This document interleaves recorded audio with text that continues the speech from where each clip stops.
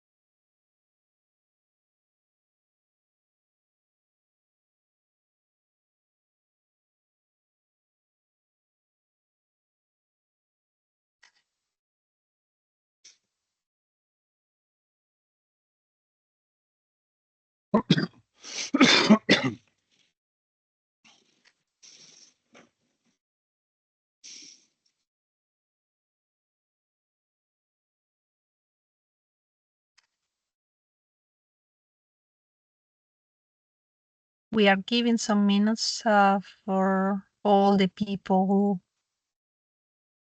join. We have already more than almost 120 people connected. So I think that we can already start. Well, good morning, everyone. My name is Patricia Labra. I'm the convener of the 10-year Network Development Plan Steering Group at ENTSO-E. Thank you very much for joining today to see the results of the 10-year Network Development Plan in its 2024 edition, the TYNDP, as we call it colloquially. A study that we already initiated 2 years ago and that has been published by the end of January for public consultation, a public consultation that is open until mid of March. Before starting, I want to share with you some issues, some organizational issues. And first, someone has already asked in the chat, and yes, the webinar will be recorded in order to allow those that cannot join today to see it online or to go back to any of the ideas that we share. Please keep your microphones muted. And of course, you can interact with us and send your questions or comments via the chat in Teams. And at the end, we will have a Q&A session to try to solve all your doubts on the topic. So let's enter into today's topics, today's discussion. Here you have the agenda. We have an introduction. We will take a look to the scenarios, to the identification of needs, and to see what are the gaps and opportunities of the European sister. How those system needs are addressed and how they can benefit the whole Europe. Also, we will take a look to the new needs related to dynamic and operational challenges. We will take a look to the TYNDP project portfolio, that collection of projects that could solve some of those needs. And also we will take a look what is the assessment of those projects in its cost and benefit analysis.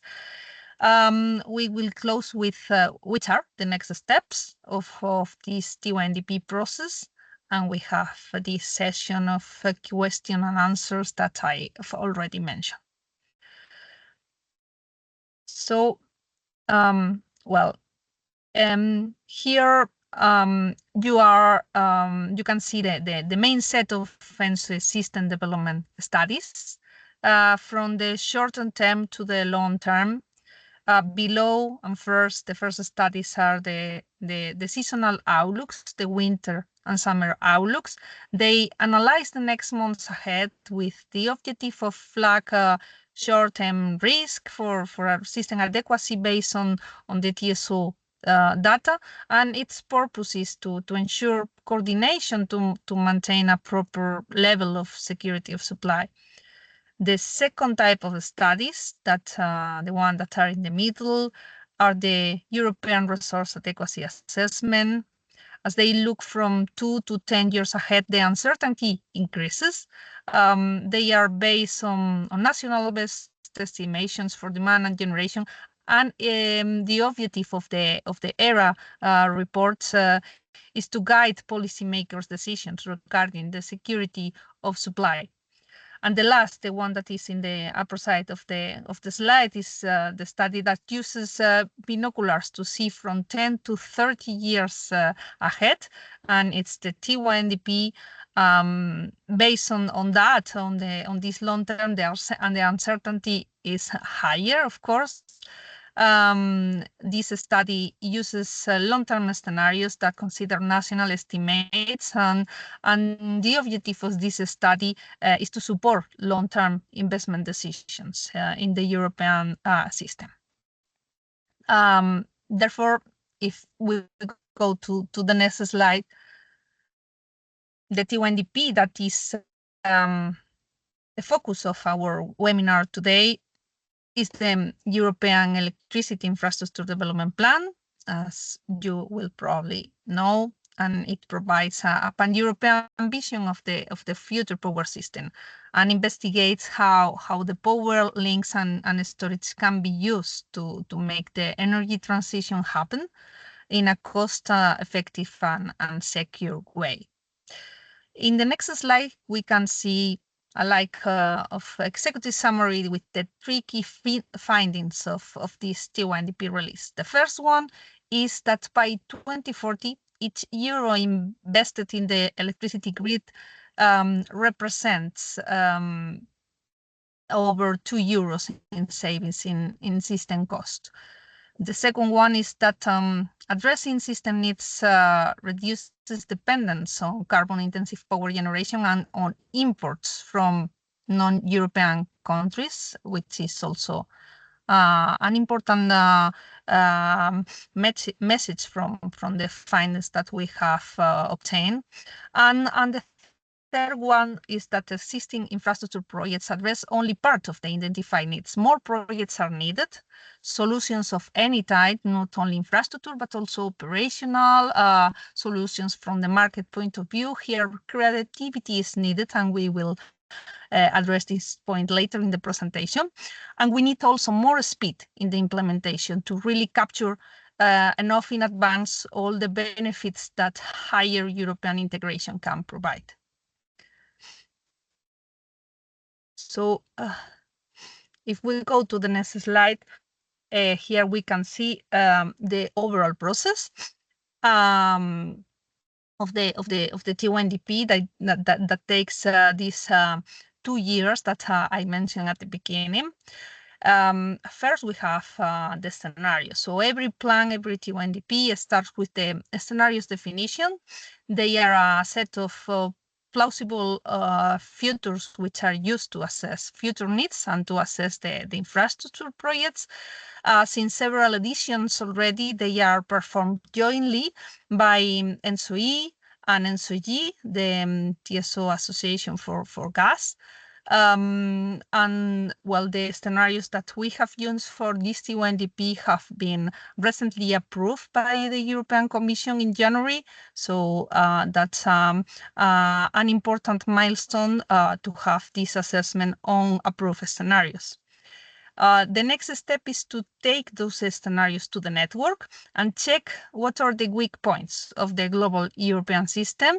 That is the identification of the system needs. And this study tries to answer the question of what should the electricity grid look like in the future to ensure a continuous access to electricity, to create maximum value for Europeans, and to deliver on the climate agenda. Therefore, the objective of this identification of system needs studies to investigate where improved the electricity flow through Europe would be the most cost efficient from a pan-European perspective. And to complement this study, the updated TENE regulation also introduced a new brick focus on the offshore grid. The offshore network development plans of the TYNDP 2024 were published in January 2024, 1 year ago. They were based on 2022 scenarios and provided a high-level view of the corridors needed to integrate the volumes of offshore power that would be expected up to 2050. The third step is the collection of infrastructure projects that could solve the needs. We ask project promoters to propose transmission and storage projects based on the previous needs exercise. That means that for the 2024 edition that we are presenting today, the inspiration comes from the 2022 identification of system needs. And that's also mean that these results that we are presenting today are the inspiration for the call for projects of the TYNDP 2026. The applicant projects that are compliant with ENTSO-E guidelines, with the technical and the administrative criteria included in those guidelines that are consulted and are completely public, are assessed in the TYNDP and included in the TYNDP project portfolio. And therefore, they are assessed with the cost and benefit analysis, the last one that approved from by the European Commission. So these are the 4 steps of the TYNDP, responsibility of ENTSO-E, which fit into the PCI process led by the European Commission. If we go to the next slide, well, we have improved a lot from the first TYNDP in 2010. Every release tries to go further. And of course, this continuous improvement is also reflected in this edition. And that's the reason why for the first time, this release looks up to the very long term, up to 2050, and where we have implemented also an improved methodology to integrate the offshore RES into our grids and identify hybrid corridors in trying and also trying to coordinate those results with the ones of the offshore network development plans. In addition, we have also simplified the documentation as a result of the comments obtained in the previous public consultation, and to ease also the understanding of the results. We have also improved the interactive visualization tools. We have some others actions in the next slide. We have also used a zonal modeling for 2040 and 50, which means that we have more network details inside each country in order to have more granularity and more accuracy on the results. That's also a great improvement. And last, we have used both utility scale and residential batteries as candidates in 2050 in order to gather better the improvements that storage can provide to the system needs. So if we go to the next slide, we will enter now into the details of the different step of the process. For the scenarios, I give the floor to my colleague, Nalan. Thank you, Patricia. Hello, everyone. My name is Nalan Büyük. I am the TYNDP Scenarios Project Manager from the ENTSO-E side. I will present you the TYNDP 2024 scenarios starting in the next slide. As Patricia mentioned, in order to perform a realistic assessment, infrastructure assessment on the projects that will take place in the future, we need to know how the future will look like, how the energy system in particular will look like towards 2050. Scenarios aim to inform how the demand and the supply patterns will look like in the time horizons that we will develop the system analysis. These scenarios are built in line with the policy targets and taking into account the latest available at the time and aligns with this 2024 edition aligns with the ACER framework guideline to the extent possible, as it was the first time it applied. In the scope of TYNDP 2024, we have two different scenarios. One is the central scenario, which we called National Trends Plus scenario, captures the latest available NECPs and reflects the member states' policies on the fuel phase out and takes into account the latest Commission's available scenarios up to 2050. And we have also developed two deviation scenarios to capture other possible futures that affects particularly the evolvement of the infrastructure energy system. So in the next slide, you can see how we develop these scenarios with respect to the target horizons. So we start development of these scenarios on 2022. So the first time horizons is the 2030, and we have only developed one scenario, which is the National Trends Plus scenarios, which is the aggregation of the national approaches that reaches EU targets. So we basically had the really data collection from the electricity TSOs and the gas TSOs to receive the snapshot of the national energy and the climate plans into our scenarios.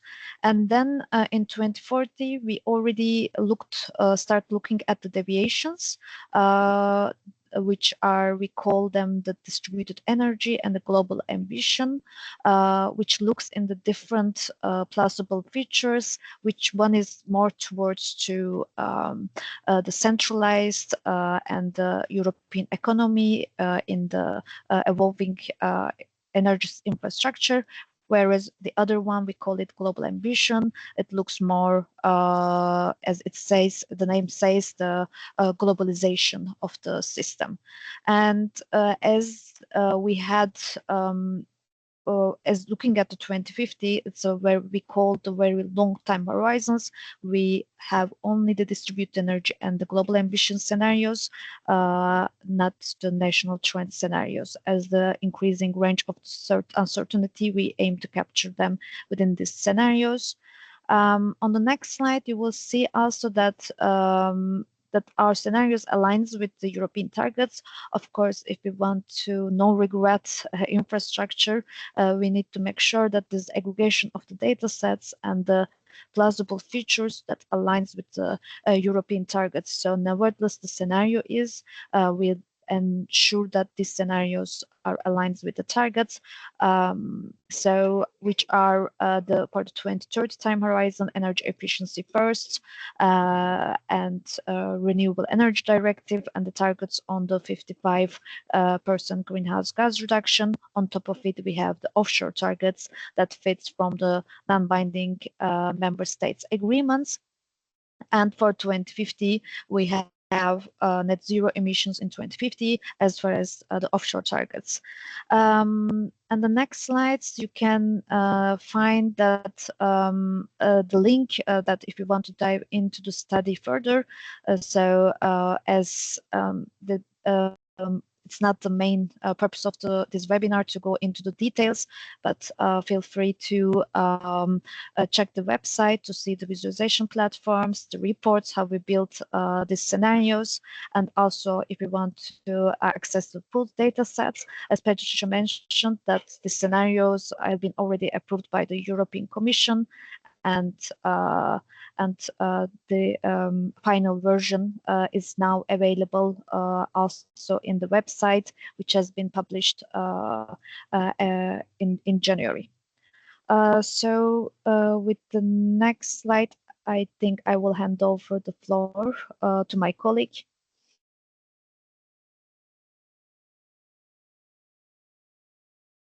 Yes, good morning, everyone. Yes, thank you, Nalan. So, good morning, everyone. I will now give a very quick overview of the identification of system needs study methodology. As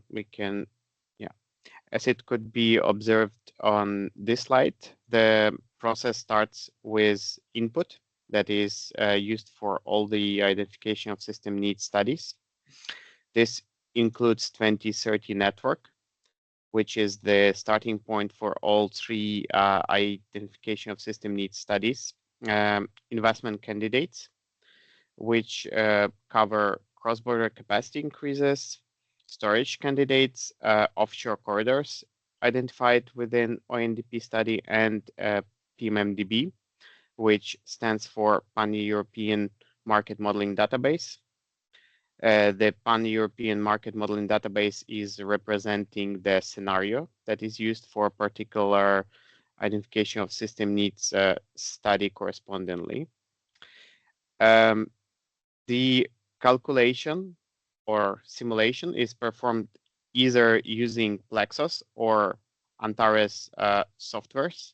The optimization target function is leading to the minimization of the energy system operating cost while minimizing the investment cost into infrastructure. It is worth to point out that within TYNDP 2024 cycle, 2030 IOSN study has been performed using standard NTC model, which topology-wise represents structure similar to how the bidding zones are currently structured in ENTSO-E area, while for 2040 and 2050 identification of system needs studies, zonal, more granular study topologies were used. For such studies, the study area is split into zones based on initial load flow analysis performed. As the outcome of the study, we will observe economic opportunities, infrastructure gaps, and a list of indicators which are relevant to highlight the impact of the identified needs on the system. We can go to the next slide. On this slide, you can see the visualized general market modeling approach used in each of the identification of system needs studies. Each of the studies were performed while having two markets represented, were relevant for each country. Electricity market is represented by electricity node. This includes generation capacity, infrastructure, electricity demand. Hydrogen market is represented by a separate node, which includes H2 demand, hydrogen demand, hydrogen storages. The steam methane reformer technology capacity is also included. The only intersection between two sectors is through the power to gas capacity and the electrolyzer efficiency consequently. Offshore wind hubs are also modeled separately and may include either electricity only or also power to gas technologies. Therefore, they potentially are connected to one or two markets and supplying demand in one or both sectors. It is very important to note that within ENTSO-E ISN studies, only electricity sector needs were studied, and co-optimization of two sector needs has not been performed. That's it from my side, and I will hand over to the next speaker. Thank you, everyone. Hi, good morning. So I'm taking the next part. My name is Ralf Pfeiffer. I'm from Ampran, and I'm member of the steering group of the TYNDP 2024 project. I would like to present to you the outcomes of the system needs analysis. So what needs have been identified, and also to show you to which extent these needs have been or are covered by existing projects only, and what are additional needs still existing then. As said already, the TYNDP addresses 3 target years, and for each target year, system needs is not only about extending the electricity infrastructure. There are also non-infrastructure options and solutions which can address or cover system needs. They are considered in the TYNDP as well, mainly in the scenarios already where, let's say, demand development or smart grid effects, flexibilities, storage options in order to meet the energy policy targets, and so are already considered. And based on that, then the infrastructure solutions or infrastructure needs are identified mainly in terms of additional, let's say, electricity infrastructure line or by transmissions lines, energy storage, or when it comes to offshore, it is not only about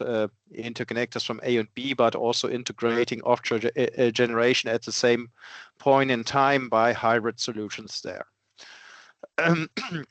So next slide, and I will now give you some key figures for each of the target years of the TYNDP. By 2030 already, the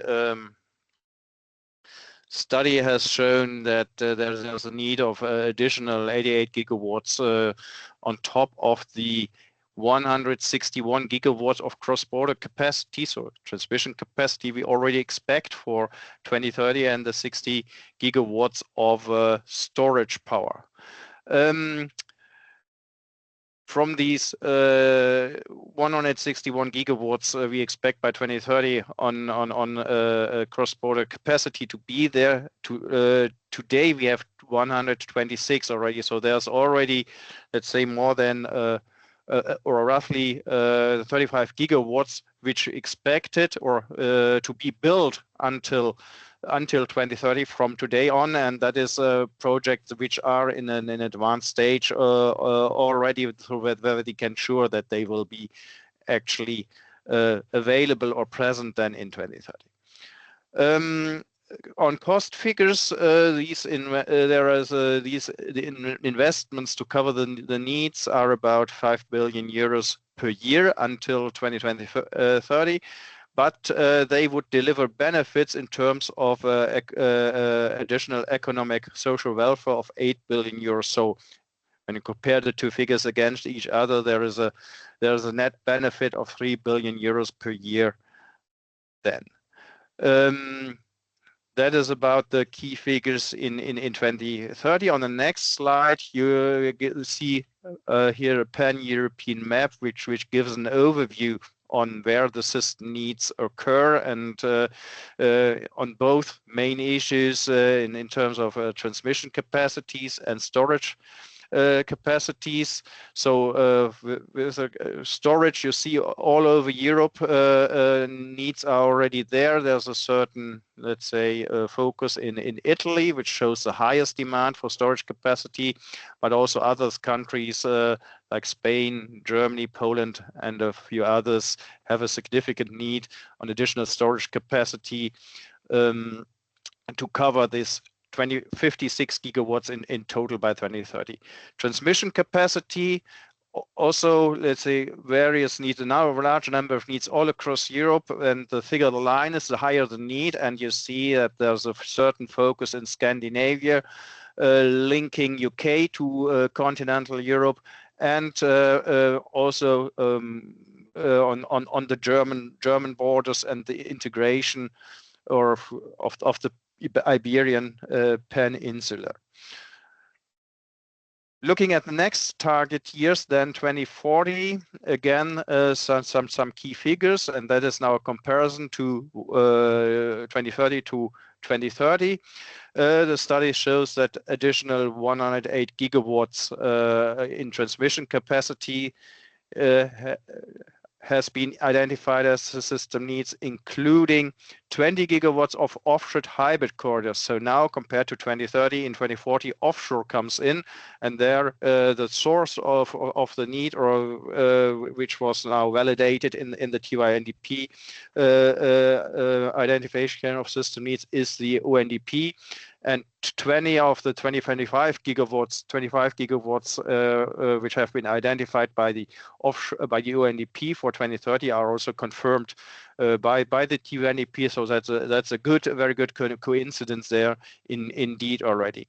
And on top of the transmission capacities, cross-border capacities, a total of 227 gigawatts of storage capacity needs have been identified. These already come from the scenarios in order to meet or be able to manage the energy policy targets.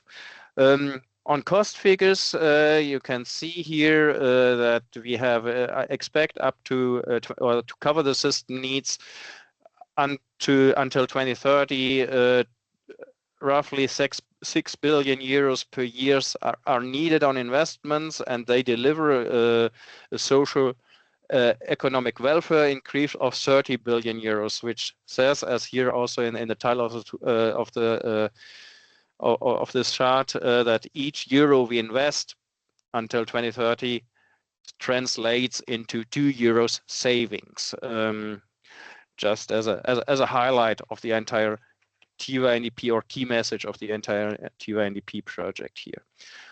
Again, we can look in the next slide on the pan-European chart to see where are the needs, and you see rather similar to 2030, but in overall increased needs, because there are more lines, more thicker lines there, but the focus areas remain more or less the same. You see in particular needs for Scandinavia for connections from continental Europe to the UK, and also towards the Iberian Peninsula. Storage needs increase all across Europe as well. In particular, compared to 2030, we see a significant increase in storage needs in Germany, in Spain, also France. Yeah, that is gives a good overview on this by some figures, and then we can move on to the last target year, 2030, where we again see an increase of additional needs, 224 gigawatts of cross-border transmission capacity compared to 2030 again. So half of it between 2030 and 2040 and 2050, and including this includes 44 gigawatts of the offshore hybrid corridors. That again is a very good coincidence, which has already been identified by the ONDP, and accordingly confirms the outcomes of the ONDP study. 550 gigawatts of batteries or storage in general are needed. Again, more than roughly double the size will be compared to 2040. Cost figures, again here you see 30 billion euros investments needed per year up to 2040, which translate into social economic welfare of 23 billion euros. That is not quite, let's say, the 1 to 2 euros ratio, but still very much increase in socio-economic welfare also up to 2030. And again, like for the earlier targets, yes, we see here on the next slide the pan-European map. Well, I guess I could repeat what I already have said for 2030, but you see again a huge increase all across Europe, many needs for transmission capacity. Well, recognizable also the offshore corridors in the North Sea, and yes, all over Europe, confirming also the focus areas of 2040, a huge increase of capacities in both terms of cross-border capacity, transmission capacity, and storage capacities. Please move on to the next slide.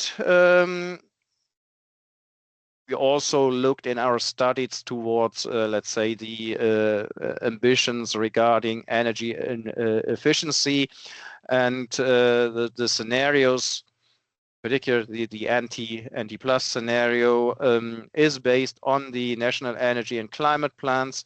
And over our studies, we recognize also a significant improvement in energy efficiency of roughly 30% compared to the reference case. Last slide of my part, and please move on now, shows the gap between the needs we have identified and the projects which are already there or which are already, let's say, seriously considered up to 2040.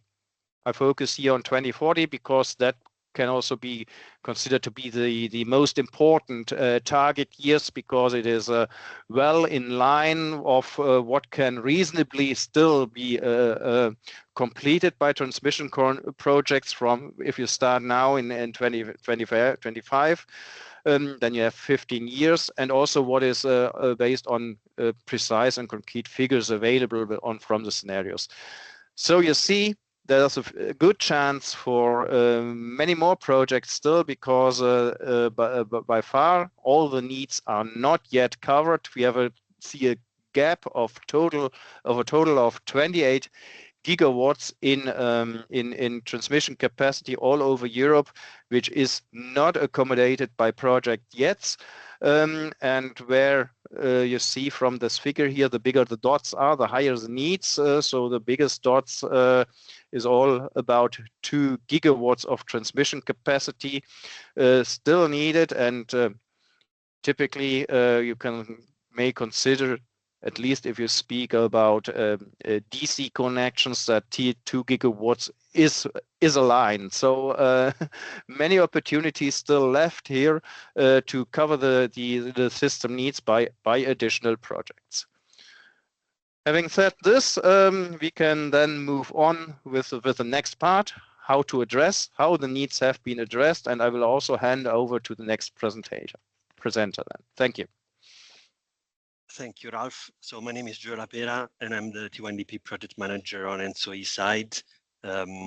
As Ralph has mentioned, in the next slides, we will look at how addressing system needs benefits Europe. Throughout the presentation, you have seen that addressing the identified needs represent an investment of 6 billion euros per year, and this would generate a yearly increase of 13 billion euros each year until 2040. The increase of the interconnection capacity between Europe countries is essential, and is essential to ensure the stability and the security of the electricity supply in Europe. So a huge increase in renewable energy sources is foreseen from the scenarios, and it's required to meet the CO2 emission targets. So without an adequate and appropriate transmission system to transport transport the rest generation across Europe, this is not possible. So you see that in this slide. By building this network, we would avoid 130 terawatt hour of renewable energy curtailment. But in the first place, if we don't build these grids, then these renewable energies would not be built in the first place, because they could not be dispatched. By using optimally the energy mix of Europe, considering these renewable energy sources, this allows to displace more expensive fossil fuel units, and this would amount to 58 terawatt hour per year, and consequently this would reduce the CO2 emissions by 31 megatons per year. The three are very much linked: res integration, fossil fuel displacement, and CO2 reduction. In the next slide, we see the comparison with the 2022 TYNDP. So we can see that comparing the results of 2022 with 2024 system needs, these needs are confirmed and show the robustness of the identified needs. We see that in 2024, the needs are a little bit higher, from 208 gigawatts of total cross-border transmission capacity that was identified in 2022, we get to 269 gigawatts of cross-border capacity. This would also bring an increased benefit by 2040, passing from 9 to 13 billion euros per year until 2040, and we see a slight decrease in the investment cost in the two studies, but this is very little. So this is the last slide on this part. The next presenter is Francesco, which will introduce us to the new needs. Francesco, please, the floor is yours. Thanks, Giulio. I hope you can hear me well. So, together with the analysis of the additional transmission capacity in the different time horizons, we also took the occasion of this new edition to integrate some conclusions on the challenges ahead of us in terms of stability of the system and, let's say, operational challenges related to the safe operation of the assets. So there are many challenges that are ahead related to the stability of the system when we look at the decarbonized energy system. There are flexibility assets and related to the new sources of flexibility services that will be needed to accommodate a weather-dependent generation portfolio. There are transient and voltage stability-related aspects in relation to the short-circuit power and the reactor power fluctuations, and frequency management due to a changed configuration of the system and, in general, foreseen decrease of the system inertia. Now, in the past, our system used to rely upon a natural and intrinsic stabilizing behavior given by the synchronous generators, the synchronous machines that were connected to the system, providing active and reactive power. This stabilizing behavior compensated the deviations and allowed the system to remain stable, also thanks to the operational standards from the TSOs. Today we are seeing a change in the configuration of the system because the generation portfolio is changing, the demand profiles are changing, and in general, synchronous generators are less and less often connected to the grid, meaning that this intrinsic stabilizing behavior is decreasing. So in the metaphor that we use here of the person with the stabilizing pole, this pole gets shorter and shorter. So the capability of keeping the balance around is becoming more and more challenging. In the future, we might very well have a system that is dominated by power electronics and in general by renewable energy sources in order to decarbonize our system. So that intrinsic behavior that we had in the past, that we still have by some extent today, might not be available anymore. So we need a way to restore the stabilizing behavior in order to keep the system secure and the service available for all the grid users. Next slide. The analysis that we performed in the TYNDP, starting from the data coming from the scenarios, see that the more synchronous generators are disconnected, the more inertia decreases, meaning that a frequency deviation happening into the system can become more and more relevant. You can see here a qualitative representation of the initial rate of change of frequency with a larger inertia constant, where you can see that the frequency deviation is the frequency varies slower and it reaches a smaller nadir, so a smaller absolute maximum value, and then stabilizes back in a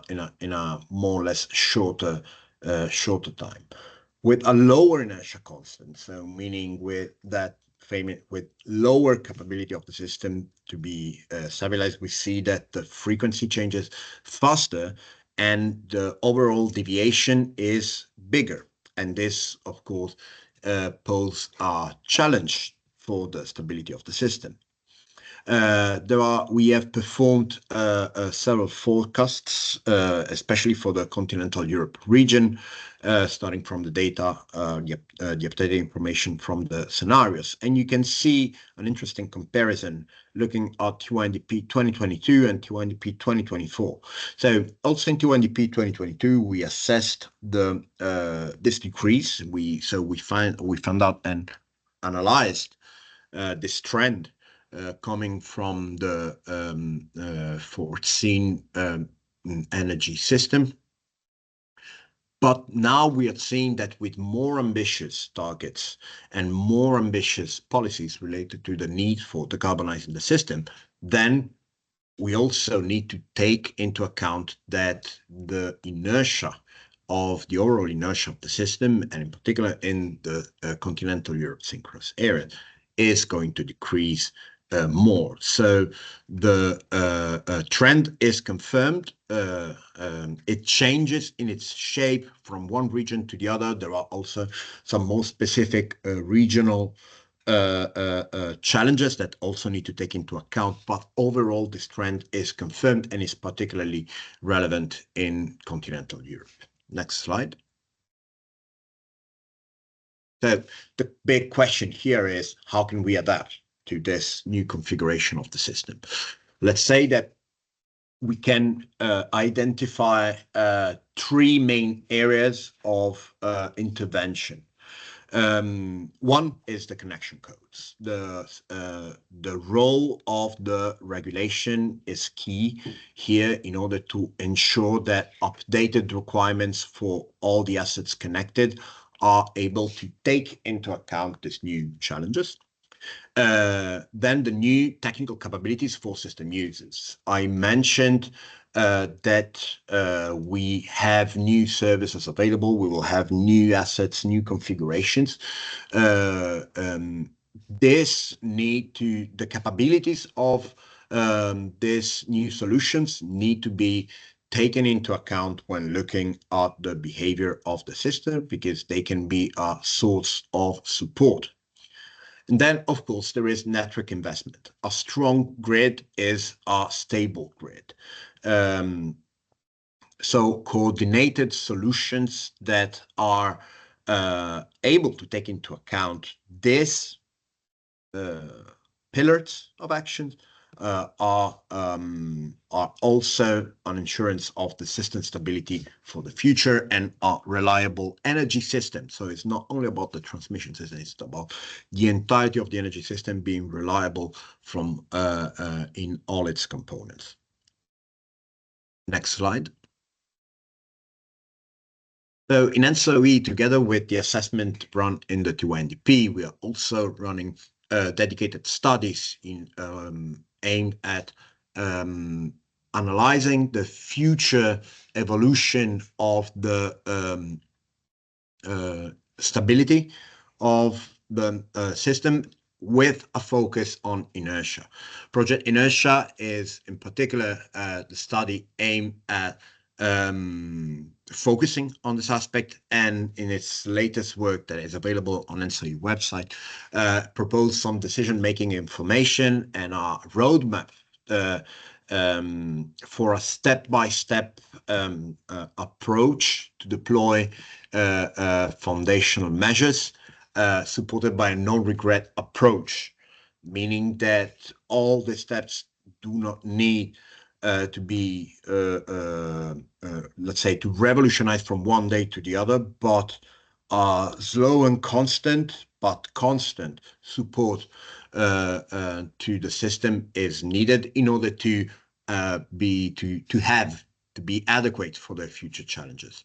So this roadmap should be, of course, agreed with policy and decision makers, and it's centered around several points. First of all, future devices to be connected to the grid should be equipped in order to provide inertia to the system. Future connection requirements should be enforced by the revision of the connection network codes and dedicated implementation guidance documents, which are the document developed by ENTSO-E in order to provide further support in the implementation of the connection codes, should support TSOs in defining then adequate specification for the non-exhaustive requirements for the identified need. There is a need for optimize and develop the enhanced response measure and preventive measures that comes ahead of the deviation. So being able to anticipate the consequences is, of course, key.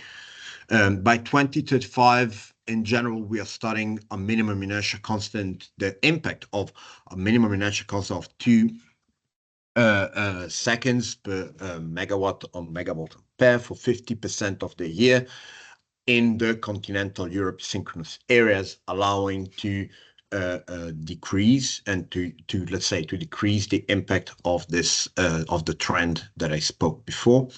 And in general, a subsequent long-term target subject to reassessment based on return of experience. So it will be key there to establish, to monitor today's situation and the studies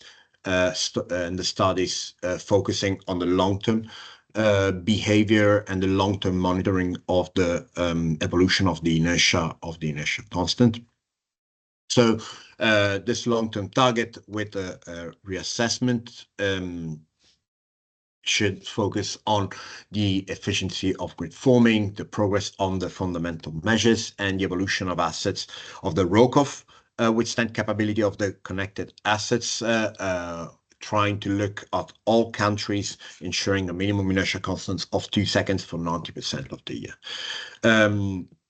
As mentioned, it is key to continue focusing on this trend. So for us, it will be in ENTSO-E, we will look, we will try to reassess every 2 years in the regular TYNDP IOSN. We'll try to reassess the study so that always updated information can be provided to policymakers and to the industry in order to make sure that this is a coordinated effort that is not only involving TSOs, but involve all grid users together.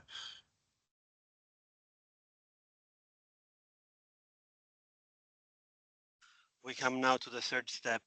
We have seen in the timeline that was presented by Patricia at the beginning. This is the project collection and identification process. So projects are submitted on a voluntary basis from project promoters to the TYNDP, and then after verification, if they comply with administrative and technical criteria, then they are eligible and become part of the CBA assessment, which is the following step. These criteria are defined in the guidance for applicants, which is also available on ENTSO-E website. But now focusing on the transmission projects that you can see here in the slide, you can see them break down by technology and also divided by AC and DC. So most projects are transmission line onshore. We also have substations and other kind of equipment that are needed for these projects. In the next slide, we see the same breakdown for the storage projects.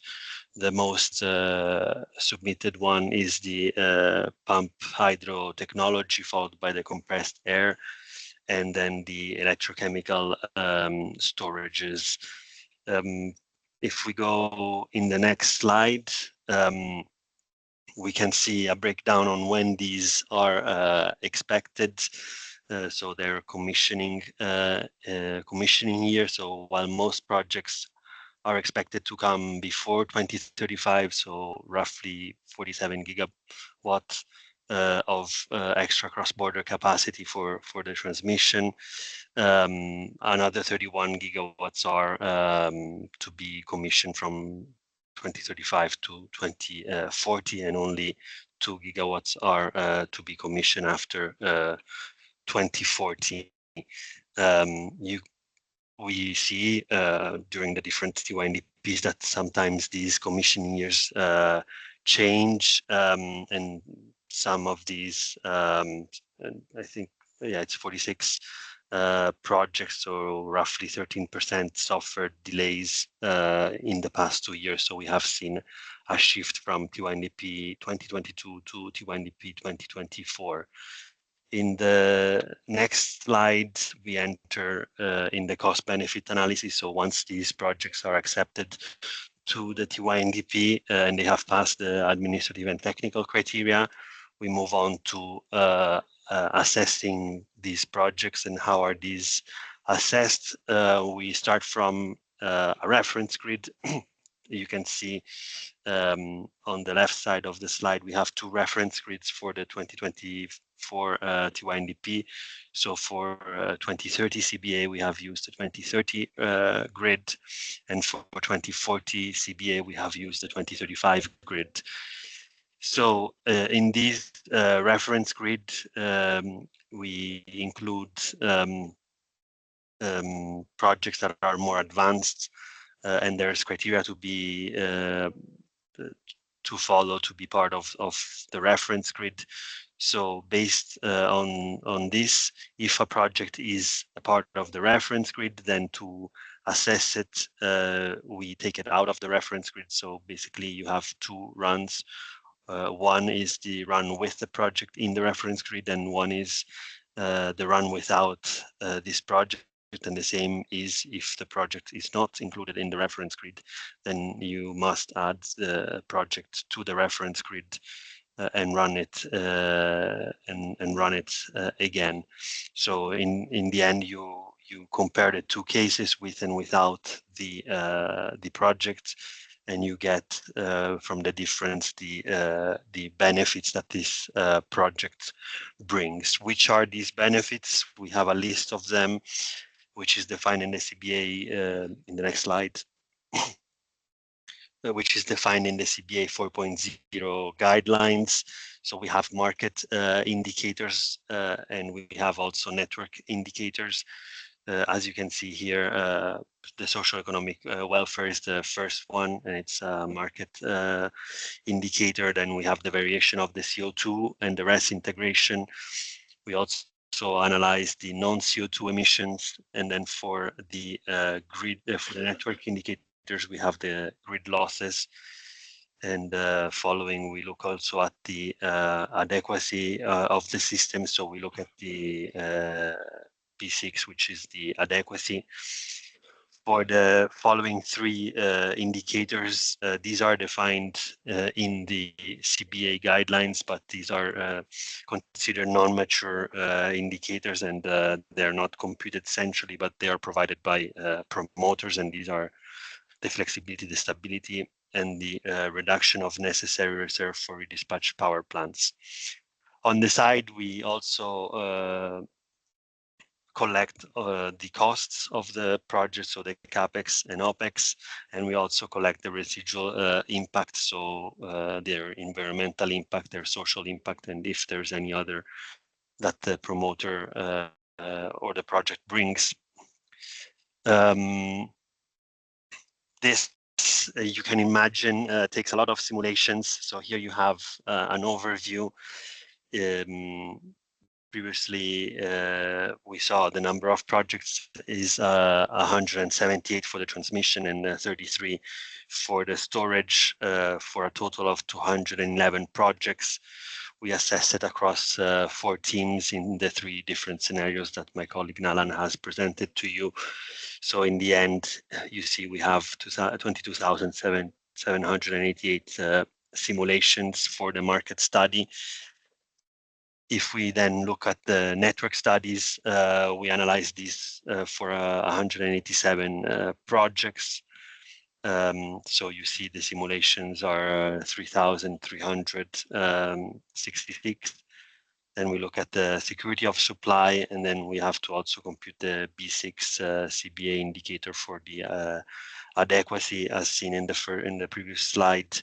So if we then sum all these together, considering that each simulation is conducted for the entire year, so for 8,760 hours, you have more than 500 million snapshots of the European electricity system. For the next topic, I pass on the floor to Francesco. No, sorry, there's one slide more, sorry. If you want to dig into the more details of the indicators that were computed in the in this TYNDP 2024, you can access the project sheets. In here, you have 3 tabs. The first one is the key information, so you can read the description, the promoter, which countries it's connecting, if it was a PCI or PMI project before, their commissioning year, and then you can go into the more technical details, voltage, length, in the second tab, so in the project description and context. And then the third tab is the project assessment. So you will find a drop-down menu where you have all the indicators that were presented in the previous slide, and you can see how their results in the different time horizons. You can also export this as a PDF or as a spreadsheet for all the projects. With this, the next slide, yes. So I leave the floor to Francesco to present us Julian. this. Yeah. So we just took a look in the past slides, the overall expectations and opportunities for investments related to the connected assets, the challenges, and the direct benefits that we have for the energy system. But as we all know, in general, this kind of to, let's say, pick up the opportunities that we have presented, investments are needed. And in general, the investments, of course, have impacts overall on the economy that are beyond simply the benefits that we get from a strictly energy point of view.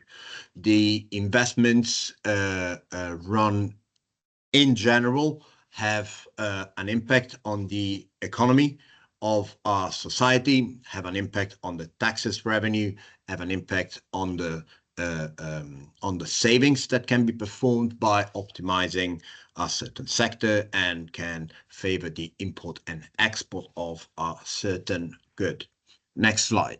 So in the TYNDP, in the framework of the TYNDP, we not only try to focus on the simply on the energy benefits that comes from this realizing the opportunities that we have presented, but also we try to look a little bit also at the overall perspective of the benefits for the economy, using the method from Vasily Leontiev.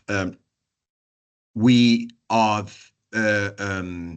have assessed the impact of the investments that we find in the IUSN on the overall economy of the European countries.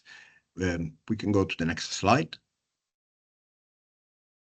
Now, the methodology is used the input and output tables in order to assess the based on the investment socioeconomic contribution model, trying to assess the production, the GDP benefits, the employment benefits, and the tax revenues that can come by the investment into the energy infrastructure and the electricity infrastructure in particular. We can go to the next slide.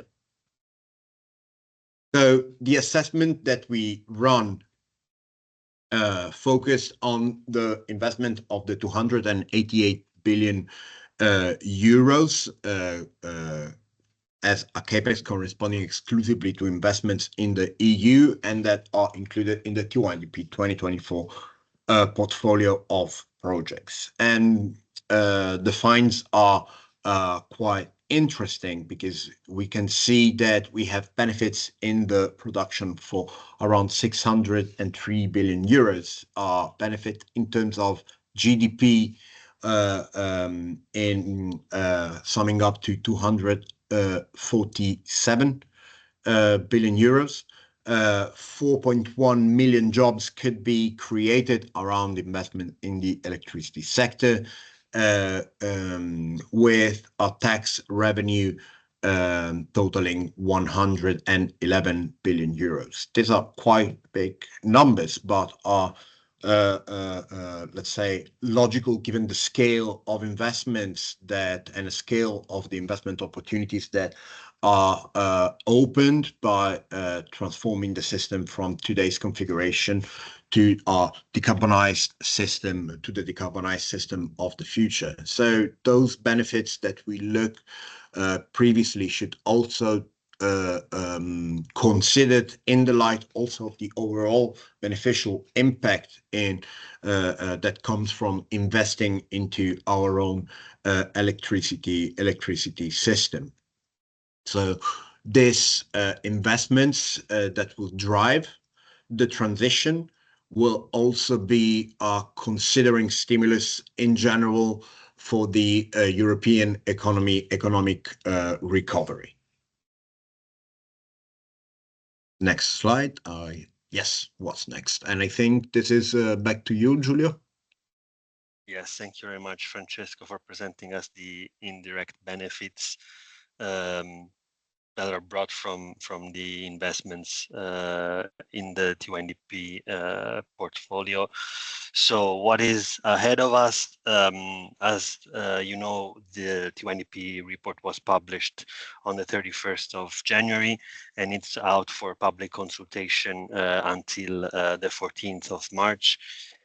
So you can give your contribution by connecting to TYNDP website and filling in the form for the public consultation. Another important step in the next month is the stakeholder workshop on TYNDP, where we will look at the past, present, and future. This will be a workshop that will be held here in Brussels in ENTSO-E offices on March 27th, and in the slides that will be shared afterwards, you will find the link, but also this one can be found under the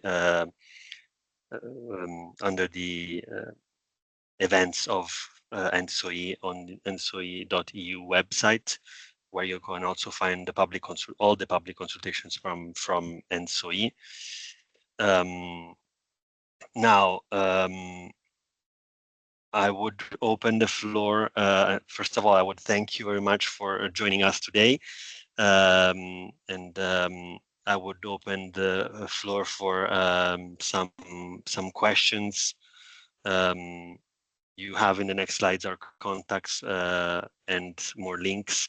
If you have some follow-up questions, but also if you want to dig into the topics that we have seen today, so the project sheets, the TYNDP website, the downloadable data, and you also have the interactive system needs visualization tool. So you should be all able to unmute. Yeah, this is the links to the different parts that I was mentioning before. So you should be able to unmute yourself. We have scheduled until 12:30, so we have some time for some Q&A. Following the chat, I see that most questions have been answered. I think that there's one on the data, if the visualization platform can be downloaded, if I get it correct. This we have to check if it's a functionality that can be. I know that for scenario building, this is the case. So there's a Power BI on our website and you can press download. I need to check if this functionality was the same, was applied also for the IOSN part. On the storages, I don't see hands raised, so I will continue with the chat. On the storages, is expected storage need only based on needs for various grid services to stabilize the grid, or is it also based on needs for commercial balancing due to mismatch between production and consumption profiles? So in the IOSN, mainly it's the balancing of the energy between the hours. So batteries can charge during one day and discharge in another moment of the day. Maybe Francesco, you can tell us more on the project inertia, how the batteries are taken into account. In general, project inertia, the assessment in project inertia is run looking at the current configuration of the system when it comes to, for example, information on synchronous condensers and some of the contribution, for example, from HVDC. The role of storage there is fundamental because storage is related to several services, for example, and capabilities. For example, grid forming capabilities are, even though it's not the only solution, are strongly relying on the storage assets associated to the equipment providing these services. When we say storage there, we look let's say we're quite neutral, but we are, of course, think mostly about the batteries that can be associated, because we need, let's say, fast injection of power into the grid in order to support a stable operation and to make the system able to ride through the a deviation.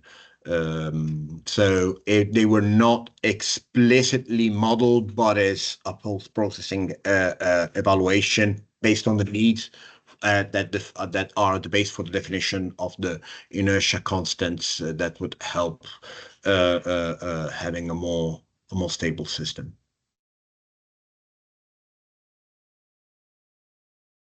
Thank you very much. We have a follow-up on the inertia. In terms of inertia, is the possible contribution of new loads, for example, EV chargers, heat pumps, etc., considered? Indeed, we have not went into the detail of breaking down the solutions, for example, coming from different sectors or from different voltage levels. But there is let's say the floor is quite open for whatever support can come from those kind of solutions. In general, when we look at the inertia, we look at it with let's say traditional electric definition of it. So coming from the capability of the inertia constant associated with the transmission system. Of course, if there is the possibility to support this parameter coming from different sectors and different voltage levels, it's possible indeed. But as of today, this kind of support still need to be studied so much in detail. In general, for example, for electrical vehicle chargers, there are already studies performed in the Grid Connection European Stakeholder Committee in the past years, looking at how the solutions can support overall the electric system, not only from an inertia standpoint, but the accumulated storage capacity of electrical vehicles is one of the topics that right now is being studied from all perspectives. Commercial electricity production, commercial balancing power supply, and commercial storage, all different phenomena. Correct. Economic charges are not connected. Exactly. Yeah, like that's the point. It's when looking at the charges there, they are being studied from an overall perspective. The inertia, let's say the solutions related to inertia right now are more focused from what we have to the transmission connected assets and the requirements that need to be deployed for the services to be provided. The pumps, yeah, it's about the capability and the speed there, I would say, in relation to this kind of solutions. I don't know if the user, because it's unknown, wants to take the floor and specify a bit better the point, but yeah, it's the point raised seems reasonable.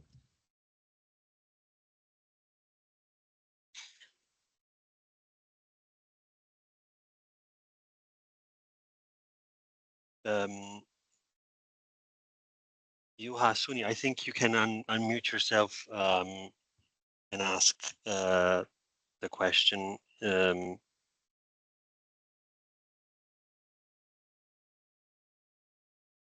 I don't know. Yeah, it would probably be better to have this conversation, I would say, live. It would be more interesting.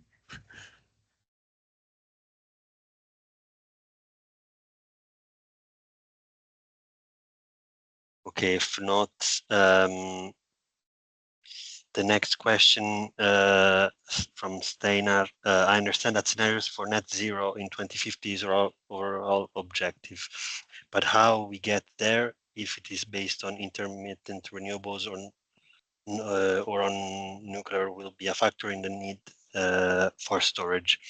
Is the generation mix part of the scenarios? Yes. So in the first slides, we have seen the scenarios and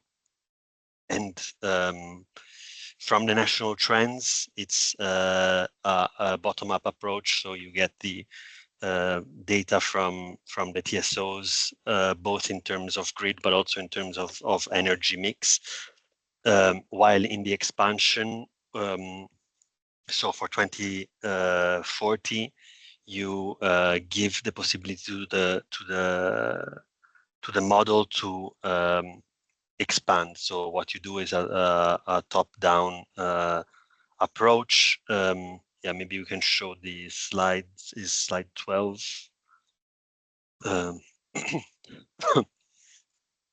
Yeah, this one. So basically, you set as a goal the 2050 carbon neutrality. You have some trajectories, so you have minimum and maximum bands where you can expand PV and wind, and obviously you can also give transmission and storage there, and then the optimizer, the model will choose how much of these to build. So this is the approach that is being followed for TYNDP 2024. There will be a variation in 2026 of the scenarios in the methodology. Maybe we can add to the bottom up. Sorry, to the bottom up development of the national trend scenario, that they are then let's say validated against the pan-European energy policy targets, because not necessarily the sum of all national trends matches the European energy policy targets. So some tweaking of the scenarios, which leads to the so-called national trends plus scenario, has still been necessary there. That is very important to say.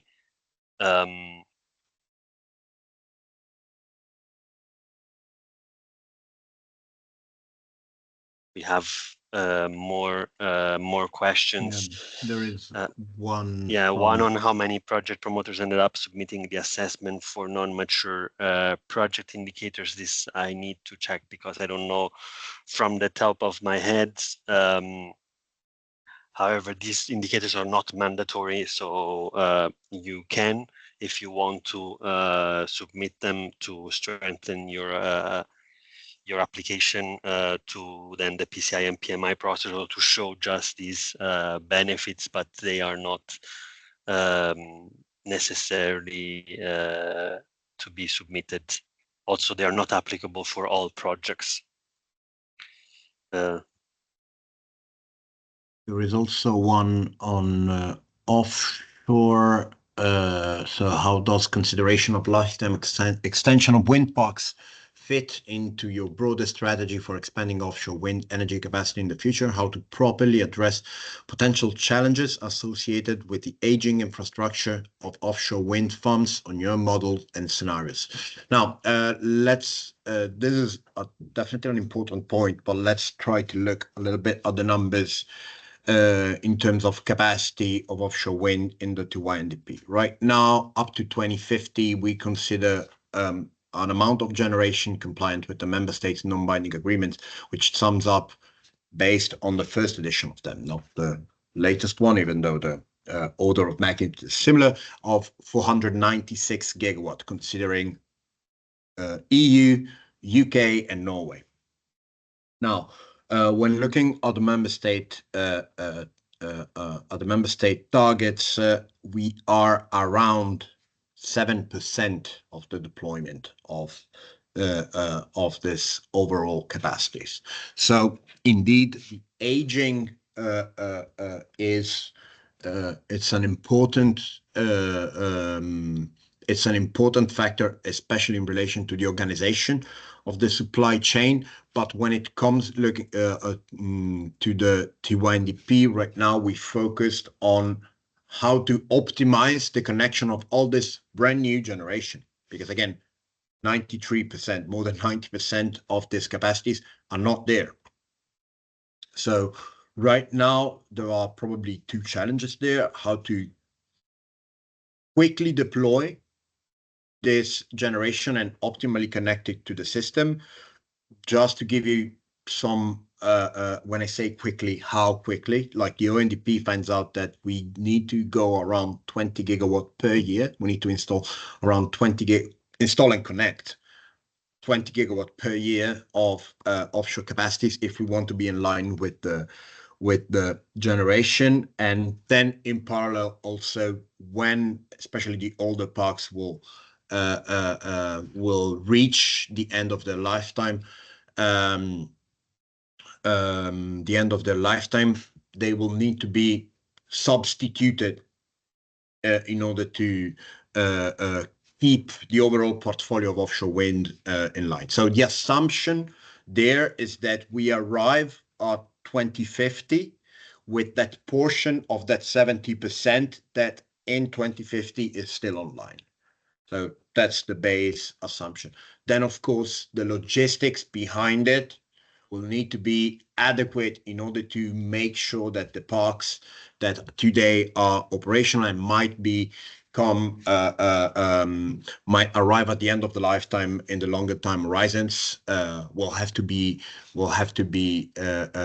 dealt with, because again, this is the underlying assumption is that by 2050 we will reach the full deployment of those capacities, including what we have today.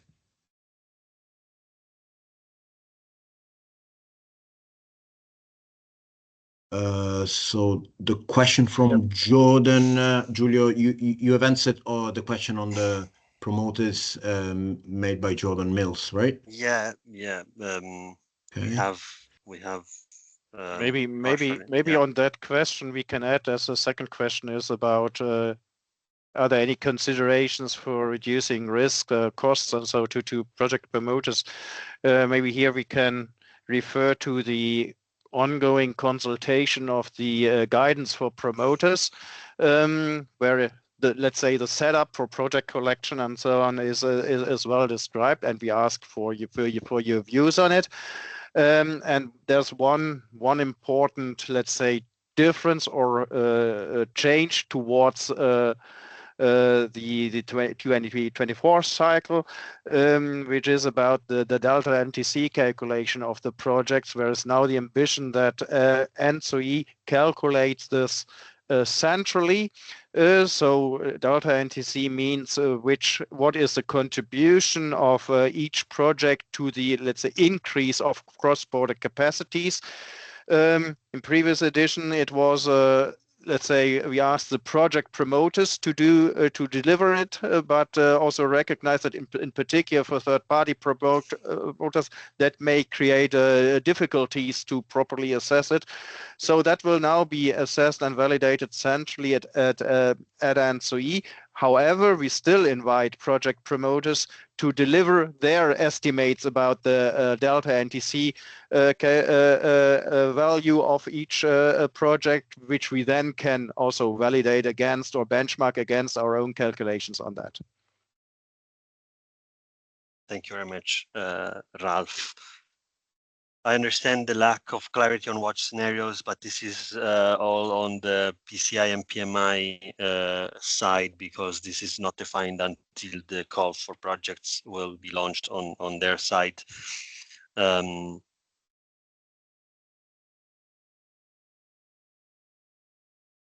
Yeah, and I want to remark again that these are not mandatory. The project level indicators are not mandatory. It's only if the promoter wishes. That's also why giving a number of how many have submitted it is a parameter which we cannot benchmark, because we don't know.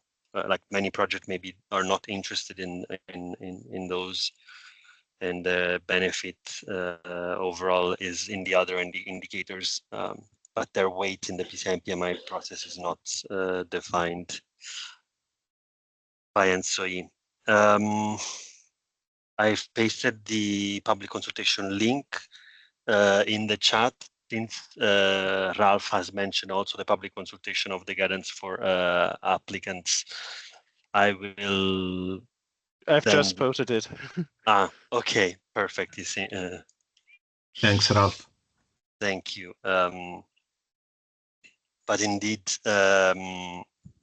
maybe this question on 2026, but let's keep it on 2024 TYNDP on the implementation guidelines. So to give the bigger picture, the CBAs will not change because these are approved from the CBA guidelines will not be a change in this cycle because these are approved by European Commission. So there will be still the 4.0, and on the implementation guidelines, as always, every cycle these are updated and reviewed. So they will be part of the timeline of the TYNDP 2026. Most likely will be published together with the package, but this is to be foreseen in the next months.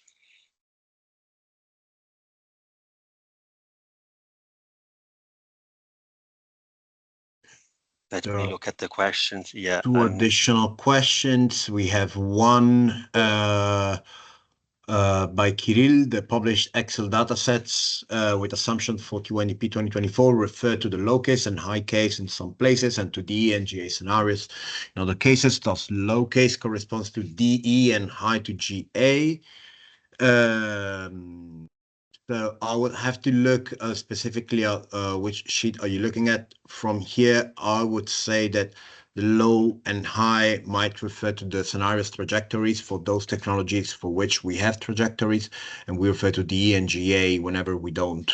If we are referring to a technology where we don't have trajectories defined there, but I would have to look at the specific sheet that Kirill is referring to. And then what's the difference between the NT plus scenarios and the assumptions given by the NECPs?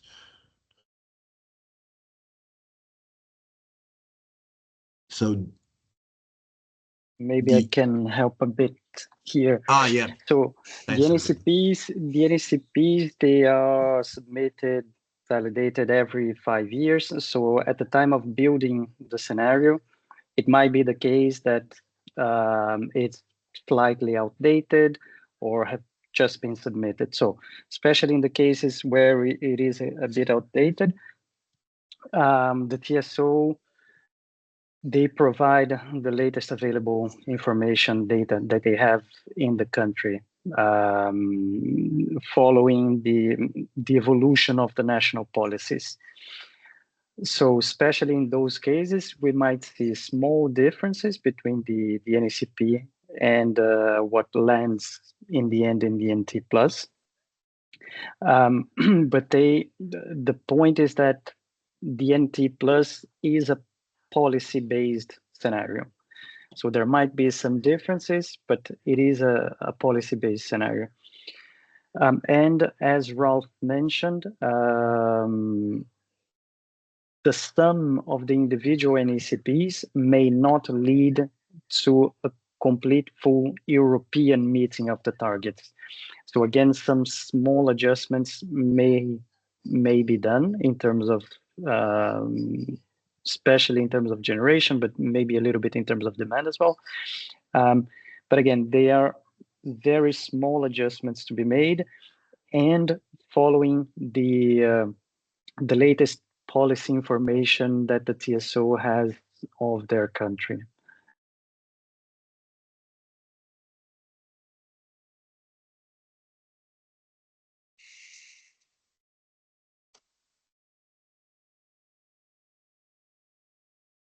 Okay. Do we have any additional question?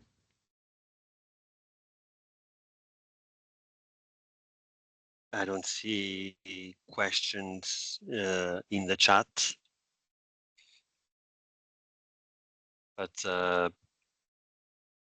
if you have more questions, please raise your hand.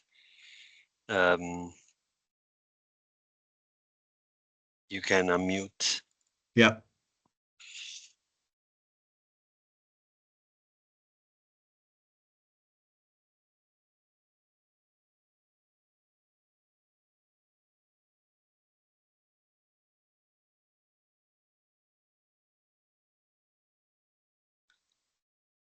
I think that's it.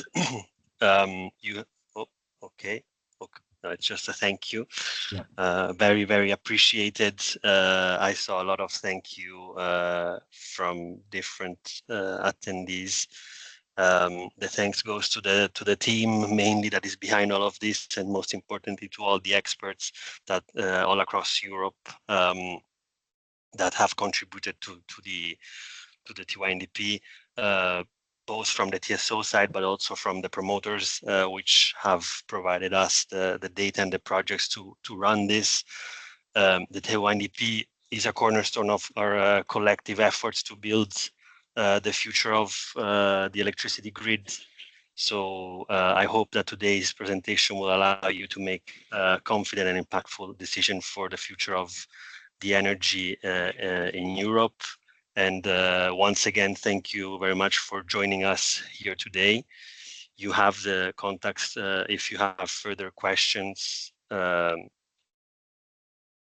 can submit them and you can contribute to the public consultation that is online. Yep. Thanks, Thank you. everyone. We will make available the recording and the slides as soon as possible, so you can check again the content of today, the slides presented, and also I'll again invite everyone to look at the consultation. Feel free to leave your feedback and get in touch if you're interested. Thank you.